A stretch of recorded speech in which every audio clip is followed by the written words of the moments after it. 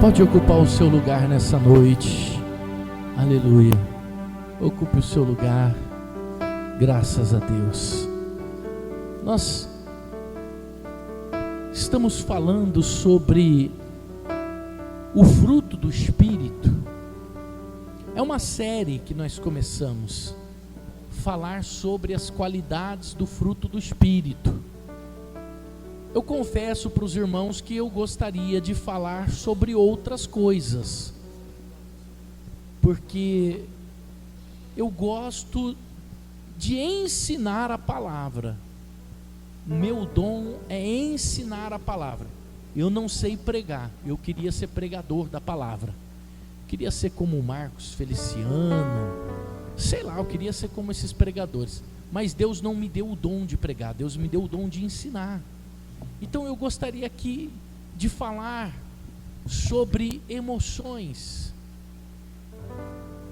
Eu gostaria de falar sobre o que o mundo está passando. Eu queria entregar uma palavra motivacional ao seu coração. Mas o Espírito Santo lá no monte, ele falou no nosso coração que se por acaso nós não tratássemos por dentro, nós não viveríamos os milagres sobrenaturais de Deus. O próprio Senhor Jesus, quando ele olhou para os fariseus, para os saduceus, para os escribas, cada um tinha uma posição diferente. O escriba, por exemplo, ele acompanhava um sacerdote, ele acompanhava o sumo sacerdote, ele acompanhava um profeta. Ele tinha a missão de deixar registrado tudo que acontecia, um rabino, enfim, um mestre. Ele tinha que acompanhar e registrar a história. Era uma pessoa conhecedora. Os saduceus eram sacerdotes, mas não tinham direito sacerdotal. Como eles eram ricos, eles tinham comprado o direito de ser sacerdotes. Os fariseus não, eles tinham direito de ser sacerdotes, porém tinham pegado a linhagem dos saduceus, estavam vivendo desvirtuosamente, e cada um tinha uma roupa diferente, para mostrar quem eles eram, a posição que eles tinham no meio da sociedade. Então quando um fariseu passava no meio da sociedade, alguém sabia, esse é um fariseu, esse é um republicano, esse é um saduceu, esse é um escriba. E Jesus, olhando aquelas roupas lindas, bonitas daqueles homens, Jesus falou assim: vocês parecem sepulcros caiados, estão bonitos por fora, por dentro estão podres. O que era um sepulcro caiado na época de Jesus? Naquela época eles pintavam as sepulturas de branco, usando cal, e a sepultura ficava branquinha, linda. Só que dentro da sepultura, o que tinha? Morto, defunto. Então Jesus falou assim: vocês estão assim, bonitinhos por fora, mas por dentro está podre, defunto, morto. Então o Espírito Santo, ele quer nesta série nos tratar de dentro para fora, tirar de dentro de nós a podridão, tirar a morte, tirar aquilo que não agrada a vontade de Deus, para que possamos viver o sobrenatural e experimentar a bondade de Deus sobre a nossa vida. Por isso estamos falando da qualidade do fruto do Espírito, por isso estamos falando desse Espírito que é tão bom na nossa vida, que frutifica. O Espírito Santo é fértil, ele não está na vida de uma pessoa para não produzir o fruto. Então, se você não tem essas qualidades, é necessário que você faça o que o apóstolo Paulo disse: olhar para dentro de você e examinar você mesmo, para ver se tem alguma coisa desajustada aí dentro que precisa ser ajustada. E aqui no livro de Gálatas, no capítulo 5, ele diz assim: mas o fruto do Espírito é um fruto, uma palavra que começa no singular, não são 9 frutos, mas um fruto com 9 qualidades diferentes. Mas isso muda, bispo, isso muda, porque se são 9 frutos, eu posso comer 2, eu posso comer 3, e deixar alguns, mas sendo um fruto com 9 qualidades, com 9 tipos de vitaminas, é impossível eu me alimentar desse fruto e deixar alguma vitamina dessa para fora. Então não existe a possibilidade de nós termos só parte das qualidades do fruto do Espírito. Quem tem o Espírito tem todas as qualidades. E hoje nós vamos falar de uma qualidade. Estamos numa sequência e hoje nós vamos falar da fidelidade. Amém? Mas o que é a fidelidade bíblica? O que é a fidelidade na raiz da Bíblia? A palavra fidelidade na Bíblia significa, é como nós falamos de fé, que quando se traduz a palavra emuná para o português, nós temos a palavra treinamento. A palavra fidelidade, traduzida para o português, na raiz, significa réplica. Exatamente, é uma réplica. É quando eu decido ser uma cópia de Deus. Muda o contexto, né? Quando se fala de fidelidade. Então, fidelidade significa cópia, uma réplica exata. É quando eu decido ser igual a Deus, imitar Deus, ter a característica de Deus. E veja que o apóstolo Paulo está colocando como uma qualidade do Espírito, porque se temos o Espírito, temos que ser uma réplica de Deus. A fé, ela tem 3 tipos de qualidade. Nós temos a fé natural. O que é a fé natural? Qualquer pessoa tem uma fé natural, é como a fé. Quem já ouviu aquela frase assim, eu só acredito vendo? Ah, fulano só acredita vendo, né? Então, a fé natural é a fé de Tomé. Eu só acredito vendo, eu só acredito se eu tocar. Se eu não tocar, se eu não ver, eu não acredito. Existe a fé salvífica. O apóstolo Paulo diz assim, que pela graça sois salvos mediante a fé. Então a fé traz para nós o que? A salvação. E existe a fé sobrenatural, que é aquela quando estamos vivendo situações ou circunstâncias de tempestades, circunstâncias contrárias, mantemos firme na nossa posição e declaramos que tudo vai mudar, porque confiamos naquele que tudo pode. Essa é a fé sobrenatural. A fidelidade, existe 2 tipos de fidelidade. Quando se fala de fidelidade, nós temos a fidelidade condicional e a fidelidade incondicional. A fidelidade condicional é quando nós falamos assim, não, porque se Deus não batizar com o Espírito Santo, eu rasgo a minha Bíblia. Não, porque se Deus não me abençoar, eu paro, eu nego a minha fé. Ou seja, tem que ter uma condição. A fé, ou melhor, a fidelidade incondicional é quando decidimos permanecer fiéis a Deus, mesmo sem querer ou desejar alguma coisa em troca. Fidelidade incondicional é aquela que não deseja algo em troca pela fidelidade de Deus, já que Ele é fiel. Amém? Então, se fidelidade significa réplica, ou seja, eu preciso ser uma extensão de Deus, eu preciso ter em mim as qualidades de Deus. Me lembra de um livro que eu li, do Apóstolo dos Pés Sangrentos. Alguém já leu o livro O Apóstolo dos Pés Sangrentos? Vocês precisam ler mais, ter mais leitura, é importante, nos faz crescer. Sadhu Sundar Singh é o nome desse homem. Sadhu Sundar Singh, ele foi considerado como o apóstolo dos pés sangrentos, porque ele nunca estava no lugar, ele estava sempre em movimento.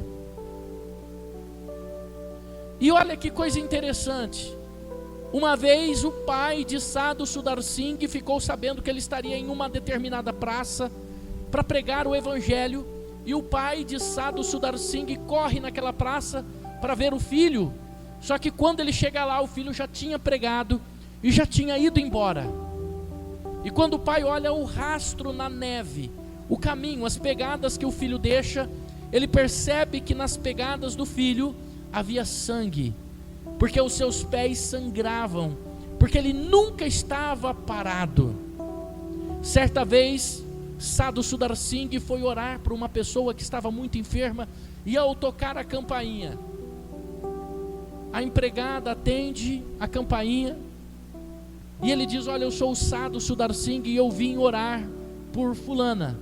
Aquela mulher diz: olha, espera um pouquinho, eu vou lá no quarto avisá-la. Ela está acamada, e a mulher que está lá no quarto pergunta: mas quem está aí para orar por mim? Quem veio aqui interceder por mim?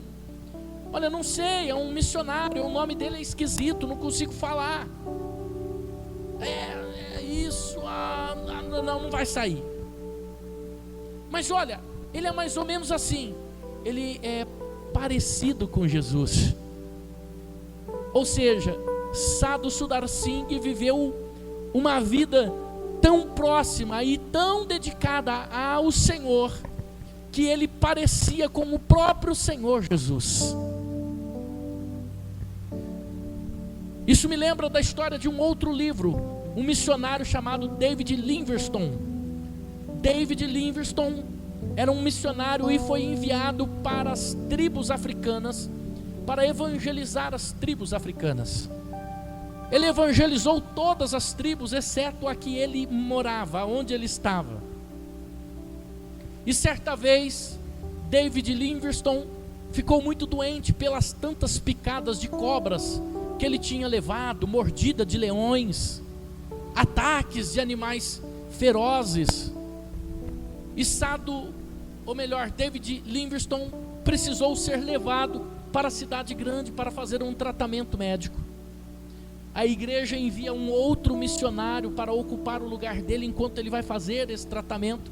E quando esse missionário chega ali, se instala na casa de David Livingstone, ele decide então pregar para aquela comunidade e vai fazer o seu primeiro culto aberto. Uma grande população de indígenas se achega ali e ouve ele pregar, e ele está falando de Jesus, ele está falando dos feitos de Jesus, e ele inclui a vida de Jesus.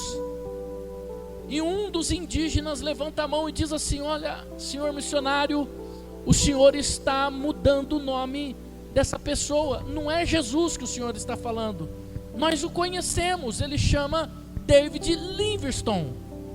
Ou seja, a história de Jesus e a história de David Livingstone estava tão parecida, porque este homem decidiu viver uma réplica de Jesus.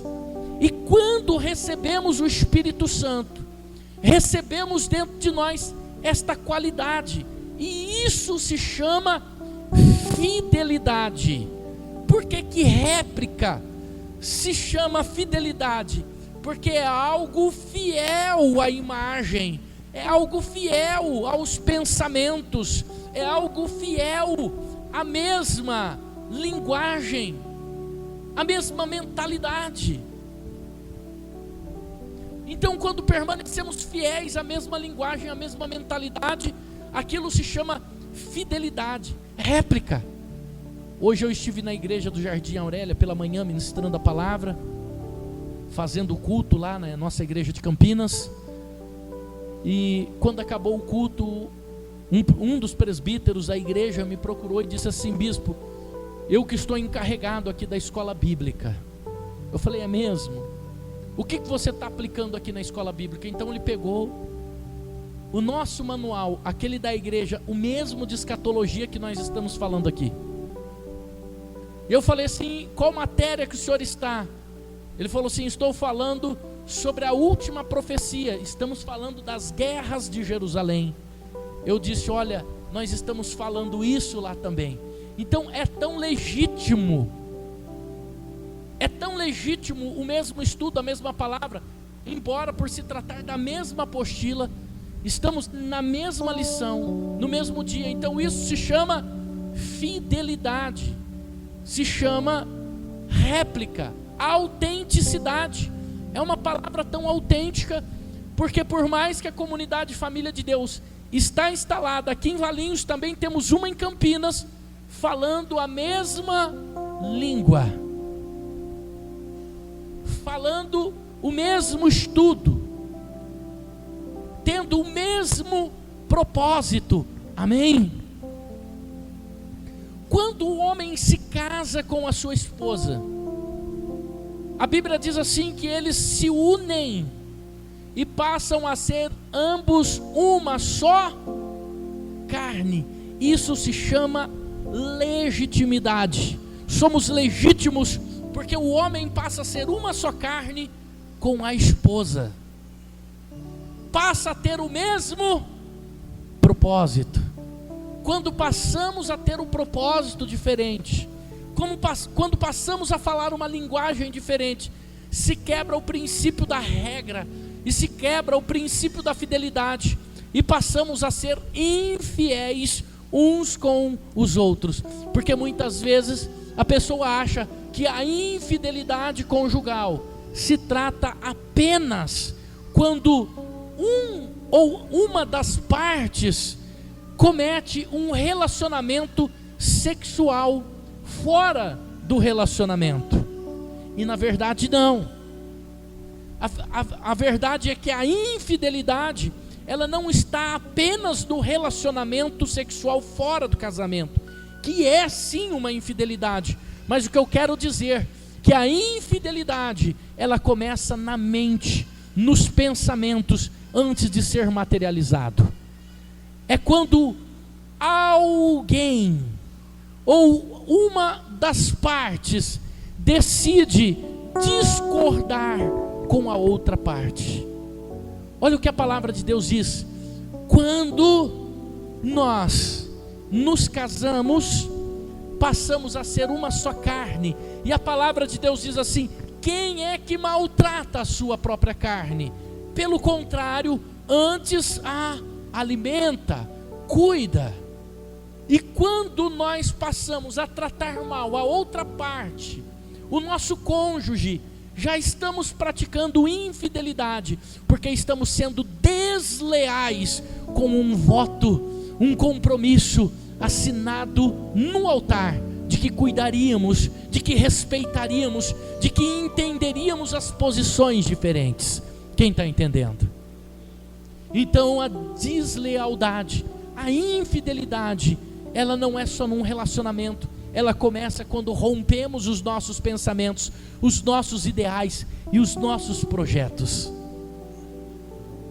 Então quando você for casar, pense bem, porque não casamos para fugir de casa, não casamos porque o nosso ambiente onde moramos é um ambiente trabalhoso, de guerras, com problemas, é um ambiente que traz desgostos e afeta as nossas emoções. Nós casamos porque temos um ideal, e esse ideal é trabalhar em conjunto, ter a mesma missão com o cônjuge. Quem está entendendo? Quando nos unimos no casamento porque temos um único propósito, uma única missão, esta é a razão porque o homem se torna uma só carne, passando a ter o mesmo propósito dentro de casa. Fidelidade é uma réplica. Fidelidade é quando nós desejamos ter uma extensão daquela pessoa ou do próprio Deus conosco. Quando rompemos isso, quando quebramos isso, quebramos um princípio estabelecido por Deus. Fidelidade é uma extensão do nosso pacto, é uma extensão da nossa aliança. Amém?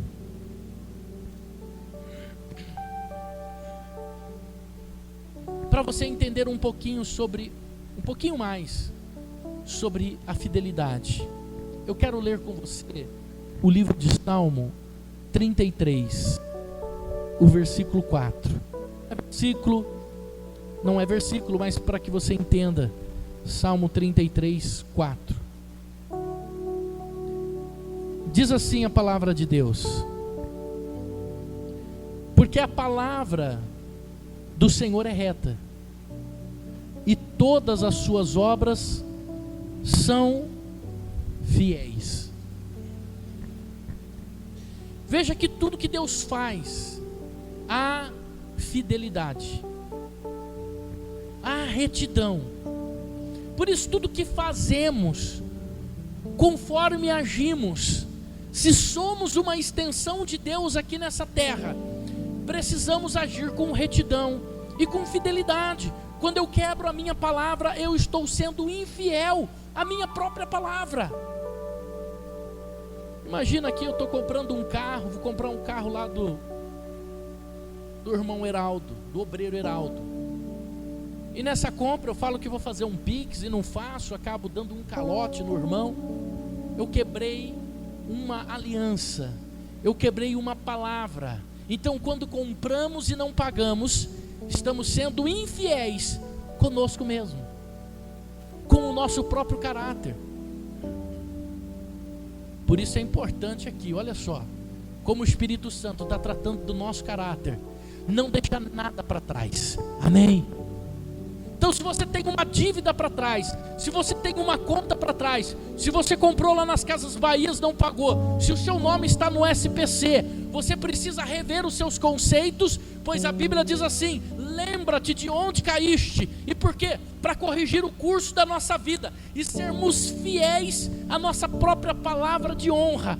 Colocar em dia as nossas contas também faz parte da fidelidade que o Espírito Santo age dentro de nós. Preciso ser leal, preciso ser fiel à minha palavra. Então eu preciso rever os meus conceitos. Eu não estou aqui para acusar A, para acusar B, porque você pagou, porque você deixou de pagar, não é nada disso. Eu estou aqui para transmitir uma palavra de Deus ao seu coração, pois o Espírito Santo quer moldar o seu caráter, para que você seja uma pessoa melhor.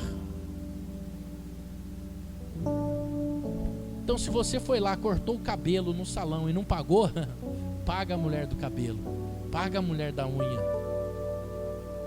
Não deixa para trás. Primeiro porque você carrega o título de cristão, de servo de Deus. E como é bom a gente andar de cabeça erguida, é ou não é? Olha, aquela pessoa é uma pessoa honesta, uma pessoa boa, fiel na palavra, no que ele fala.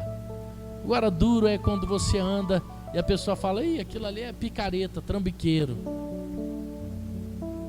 Não estou dizendo que é o seu caso, misericórdia, não é isso que eu estou aqui transmitindo para você.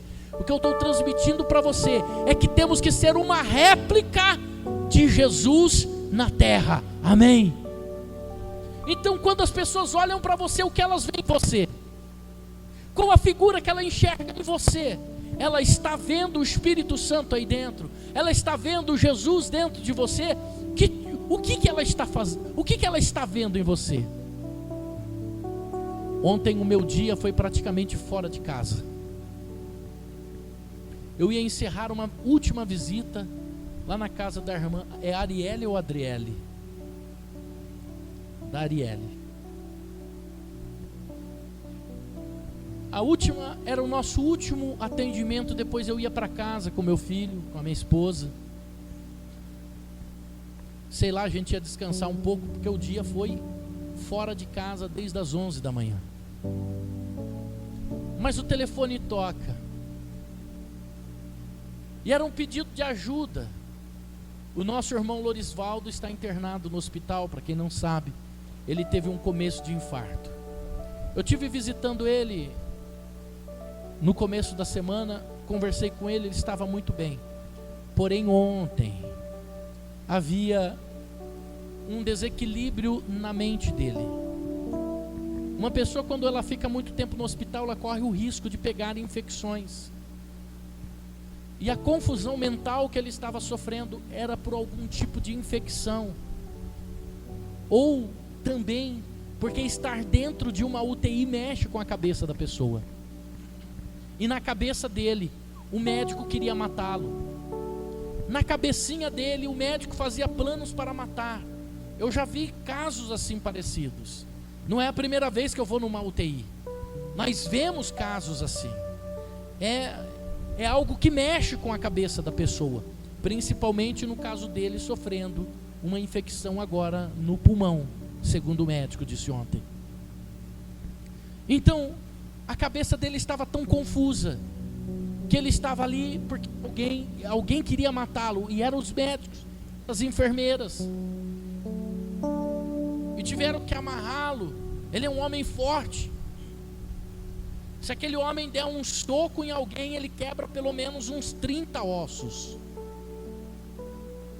E aí, aquele homem ali, à base de remédio, o remédio não fazia efeito sobre ele. E eu tentando entrar, e o médico não querendo permitir a minha entrada. Então eu conversei com o médico. Eu disse assim: doutor, deixa eu entrar lá, que eu vou conseguir ministrar os medicamentos para ele, dar a água e a refeição que ele precisa. O médico, o outro que estava, eram 2 médicos, o outro que estava do lado falou assim: duvido. Mas o outro falou assim: vai lá, pastor, não é que a gente proíbe, não, é que o senhor está vendo o clima. Quando eu apareci na porta, ele: pastor, então ele me reconheceu. Conversando com ele, ele se acalmou. Eu consegui colocar os aparelhos de volta nele. Eu consegui que ele tomasse os medicamentos e dar água. Eu falei: eu trouxe. Não, pastor, essas águas estão com veneno. Eu falei: não, meu querido, essa água eu trouxe lá de fora. E com muito carinho ali, fui conversando com ele. Ele foi se acalmando.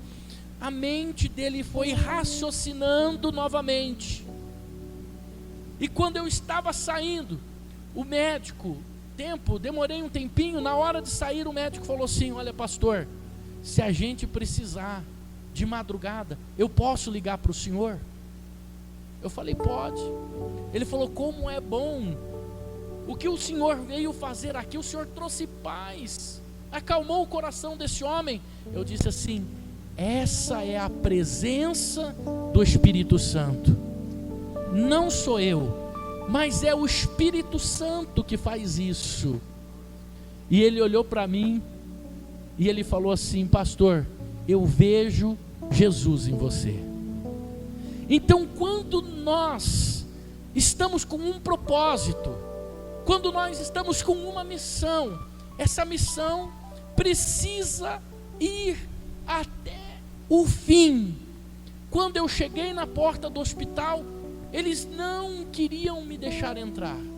Eu tive que ligar para o diretor do hospital, para ele liberar a minha entrada. Mas eu não desisti. Eu fiquei ali até o final, até o último momento, para mim cumprir a missão a qual eu fui designada. Aí eu percebi que o meu dia acabou com uma missão cumprida.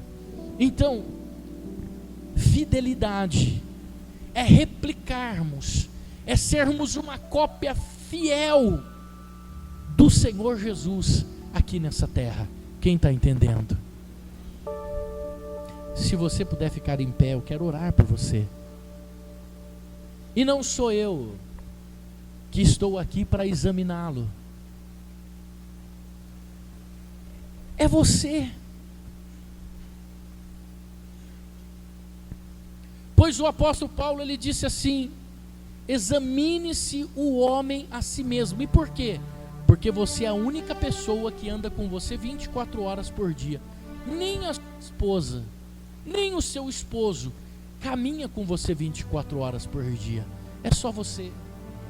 E Deus não está aqui hoje numa qualidade de juiz. Juiz, Deus será no dia da vinda de Jesus. Por enquanto, eles estão aqui numa missão, remissão, redimir o homem. Então é momento de você olhar para dentro de você agora e falar: será que eu estou sendo fiel a Deus? Será que eu estou sendo fiel ao Evangelho do Senhor Jesus? Será que estou sendo fiel ao meu cônjuge? Será que estou sendo fiel à igreja? Será que estou sendo fiel ao pastor? Será que estou sendo fiel ao meu patrão no trabalho? Será que estou sendo fiel ao governo? Será que estou sendo fiel às leis? É importante agora você olhar para dentro de você e ver o ponto que precisa ser corrigido aí, porque eu quero olhar para você e ver Jesus dentro de você. Eu preciso que você seja uma réplica exata de Deus. Às vezes nós não conseguimos ser uma réplica exata da missão que executamos aqui na terra. Por exemplo, por mais que eu tenha obreiros, líderes, pessoas que me acompanham, pastores, eles não conseguem ser uma réplica minha. Por mais que eles sejam leais e fiéis, haverá um momento que haverá um espaço de dúvida dentro do coração. Haverá sempre um momento de questionamento. O bispo não deveria ter falado isso. O bispo não deveria ter falado assim. O bispo não deveria ter agido assim. Quando eu faço isso, eu quebro um princípio de fidelidade. Eu deixo de ser uma cópia exata. Opa, o bispo falou, vamos para cima. Opa, o bispo falou desse jeito, estamos juntos. Por mais que nós tenhamos essas dúvidas com o ser humano, não podemos ter com Deus. Quem está entendendo?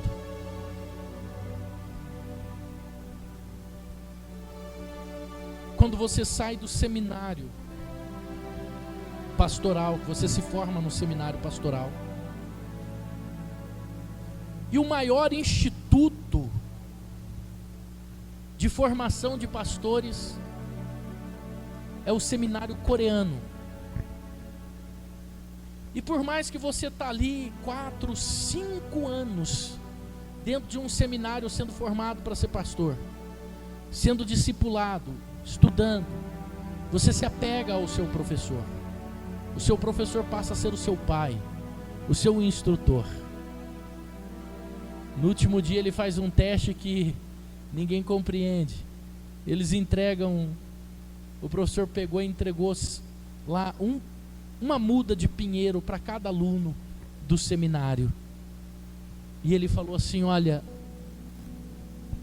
vocês vão plantar, essa é a última missão de vocês. Vocês vão sair lá fora,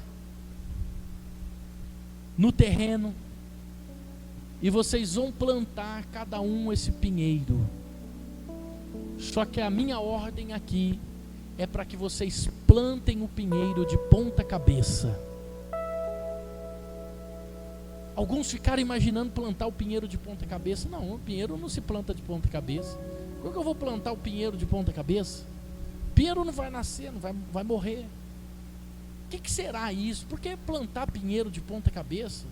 E o professor falou: esse pinheiro se planta de ponta cabeça. E alguns foram dar uma pesquisada e tal. Não, pinheiro não se planta de ponta cabeça. E plantaram o pinheiro bonitinho. Acho que uns 3 ou 4 plantaram ali de ponta cabeça. Quando o professor saiu lá, ele diz assim: todo mundo que plantou o pinheiro com a raiz para baixo está reprovado. Vai ficar de recuperação. O pinheiro era para ser plantado de ponta cabeça.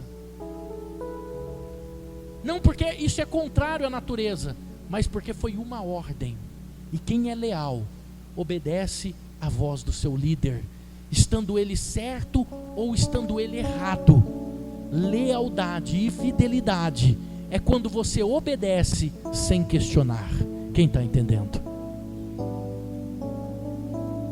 Obedecemos a Deus sem questionar.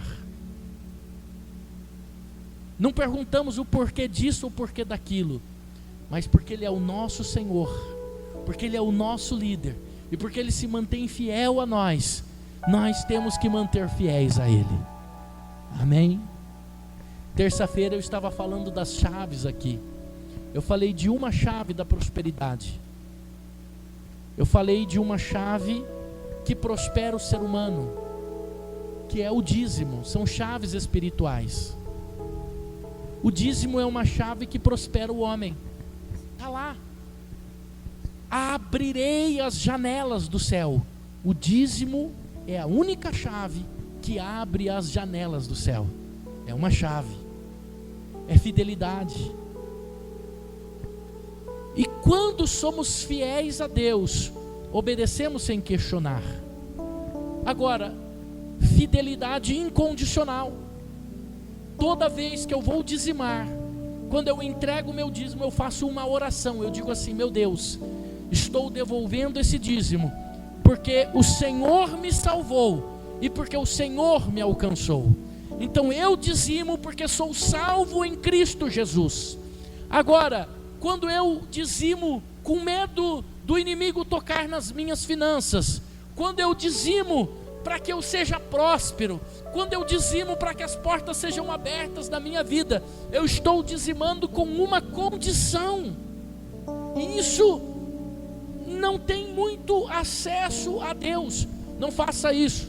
Não dizime para Deus abrir uma porta na sua vida. Não dizime e não traga o dízimo para o altar em troca de algo, ou porque Deus repreenderá o devorador, ou porque Ele prometeu abrir as janelas do céu. Faça isso porque você é salvo em Cristo Jesus, e porque não questionamos, apenas obedecemos por amor. O que Ele fizer, nós recebemos de bom grado. Eu quero dizer para você que Ele tem coisas grandes, firmes, ocultas, que você não sabe. A Bíblia diz que nem subiu ao coração humano, nem jamais entrou na fonte de imaginação do ser humano. Nunca um ouvido pôde ouvir o que Deus preparou para aquele que Ele o ama. Aleluia. Deus tem coisas grandes e extraordinárias para você. Seja fiel, e Ele sempre será fiel a você. Pode ter certeza. Amém? Então olha para dentro de você hoje e peça para Ele, para que você seja uma réplica dEle, para que você represente Ele. Isso é tão verdade que em João capítulo 9, Jesus diz assim: eu sou a luz do mundo. Só que Jesus também diz assim: vós sois a luz do mundo. Não se pode esconder uma cidade edificada sobre um monte, nem esconder uma candeia embaixo de uma capa. Nós somos luz porque Jesus era luz. E se você é luz, você precisa brilhar. Fala para Ele aí agora: meu Deus, estou aqui. Aqui está meu coração, aqui está o meu eu. Eu preciso ser uma réplica do Senhor. Eu preciso ter dentro de mim a fidelidade. Eu preciso ter dentro de mim a luz que Jesus emanava nesse mundo de trevas. Faça isso dentro de mim, meu Deus, dentro do meu coração. Tira de mim esse homem desleal que sou, desleal com a tua palavra, desleal com o teu reino, desleal com a tua obra, desleal com a tua igreja, desleal com a esposa, com o esposo, desleal com a família, desleal com os governos, desleal com a sociedade. Meu Deus, tira isso de dentro do meu coração, para que eu possa ser uma pessoa como Tu, para que todos possam olhar para mim e ver o Senhor em mim, para que quando o inferno olhar para a minha vida e ver a Tua luz brilhando dentro de mim, me ajude a ser assim, meu Deus. Me ajude a ser uma pessoa melhor. Espírito Santo, entra dentro do coração de cada um aqui nessa noite, Espírito Santo, e tira dentro dela esse ponto de escuridão, esse ponto de trevas, e deixa essa pessoa refletir a Tua luz no mundo. Deixa essa pessoa refletir a Tua luz, Espírito Santo. Deixa essa pessoa refletir o Senhor, Aleluia. Espírito Santo, venha dentro de nós, Espírito Santo. Venha dentro dos teus filhos, Espírito Santo. Venha para dentro do coração dessa pessoa, Espírito Santo, e faz dela uma pessoa fiel. Faz dela uma pessoa fiel. Faz dela uma pessoa leal. Faz dela uma pessoa que emana a sua luz. Sim, Espírito Santo, és bem-vindo. Oh, Espírito Santo. Sei que estás aqui, Senhor. Sim, meu Deus, aqui estamos também. Podes perceber quem sou. Podes ver se há em mim verdadeiro adorador. A minha oferta eu ofereço a Ele. Ofereço a Ti, Deus meu, pra reconhecer que nada tenho, tudo é Teu. Eu quero Te adorar, ainda que a figueira não floresça. Quero Te exaltar, quero Te exaltar, mesmo se o dinheiro me faltar. A vitória vem, mesmo que pareça que é